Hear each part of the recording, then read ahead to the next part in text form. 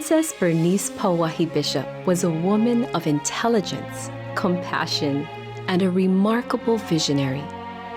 Reverend J.A. Cruzen once said, "Refusing a crown, she lived that which she was, crowned. Refusing to rule her people, she did what was better. She served them, and in no way so grandly as by her example." It was the princess's belief that a vibrant future for her people was tied directly to the education and well-being of its children. Since 1956, the Order of Aliʻi Pauahi has been awarded to those who best exemplify that vision. 19 years ago, Jan Dill had a very good idea. It's very dangerous for Hawaiians to have a beer or two and then start talking about changing the world. And essentially, that's how the foundation began. I read an article that talked about 0 to 5-year-old kids and the fact that over half the children that came to kindergarten couldn't count to 5 in any language.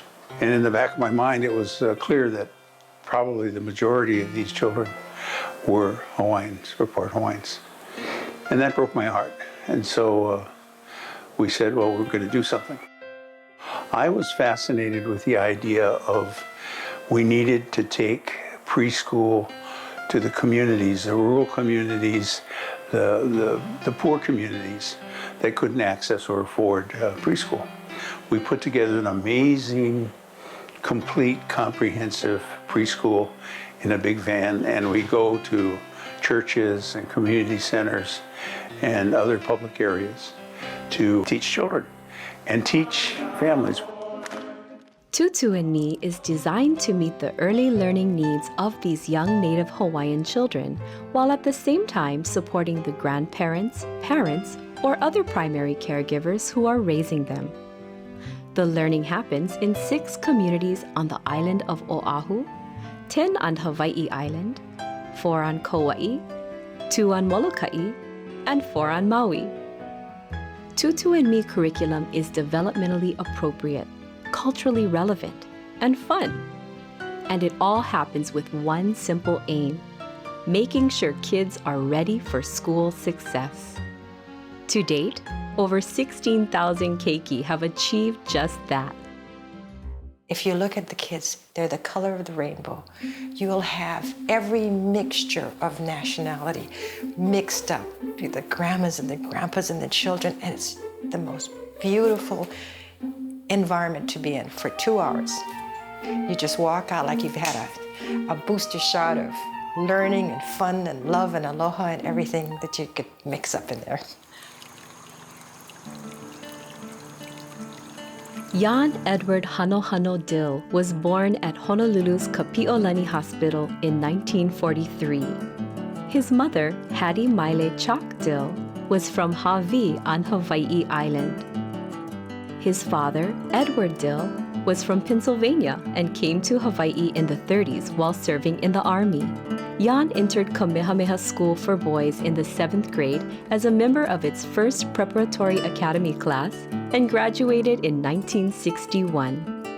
At Beloit College in Wisconsin, Jan found himself captain of the football team and by 1966 had earned a master's degree in international relations from the Fletcher School of Law and Diplomacy.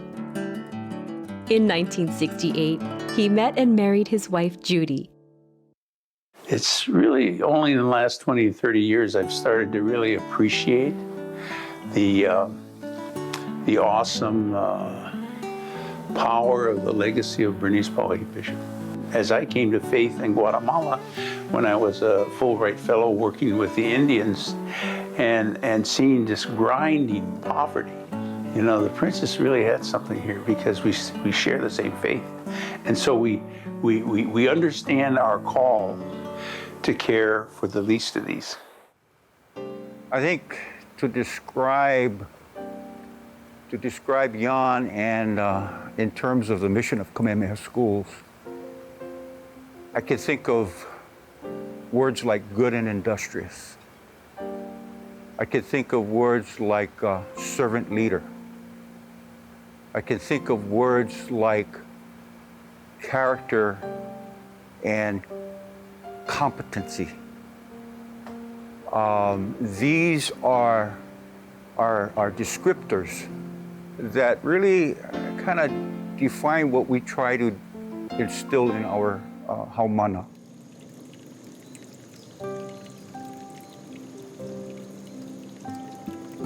My desire is to come together with other like-minded organizations and really build coalitions or community coalitions that can kind of pool resources and focus them in on the critical issues that our community faces. And I think early education is one of the big ones. Even though we have 30 preschools and a tremendous amount of other investments in early education, it still isn't enough to reach all Native Hawaiian kids. Partnership is something that we know is critically important to our strategic plan. And it sounds simple, but it's actually incredibly hard. And what's particularly unique about Partners in Development as a partner to us is really their leader and their staff that have the right values, aligned vision, and very, very deep care for our keiki. And that kind of relationship is extremely difficult to find, but once you find it, can be quite magical, and you want to do everything that you can to keep it alive and to continue on forever. Jan is one of those individuals. He has a rare ability. He's a visionary. And he has the communication skills, he has the knowledge, he has the experience where he can knock on the right doors, whether it's here in Hawaii or in Washington, D.C., or in foundations around the country. He can knock on the door and they will open, invite him in, and they will listen.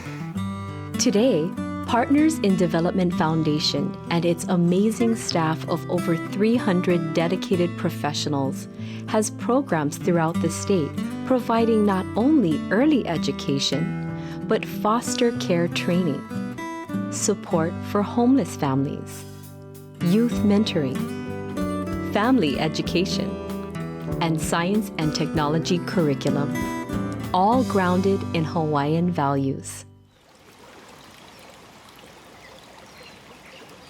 The Maasai peoples in Africa, the very warlike tribe, their greeting to each other when they meet each other is, and how are the children? And the more I thought of it, I said, Pehe na keiki, Pehe na keiki, how are the children? Because really the condition and the health of the children is an amazing gauge of the health of the community. And you know, that's the same thing we need to ask when we talk about Pehe na kupuna. You know, how are the elders? Because you have these two bookends in our community life that if they're not healthy, we're not healthy.